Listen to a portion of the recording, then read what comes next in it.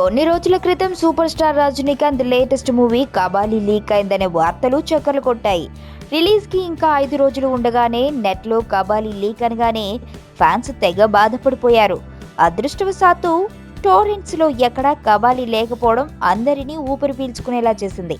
రేపు ఈ మూవీ ప్రపంచవ్యాప్తంగా విడుదల కానుండగా ఇప్పటికే రజనీకాంత్ ఇంట్రడక్షన్ సీన్ లీక్ అయిపోయింది. ప్రీమియర్ల పేరుతో ప్రపంచవ్యాప్తంగా కొన్ని చోట్ల ఇప్పటికే కబాలి ప్రదర్శనలు పూర్తయ్యాయి. టాక్ కూడా బాగానే ఉండగా ఇంట్రడక్షన్ సీన్ ని నెట్లో పెట్టేశారు.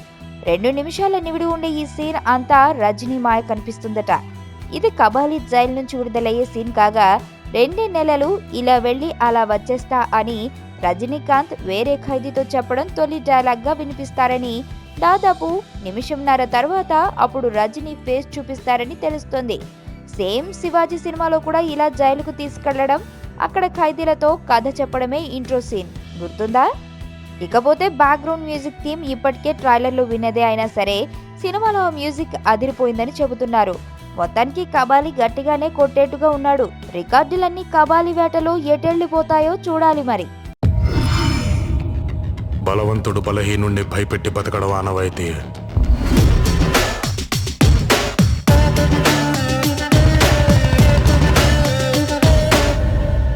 But for a change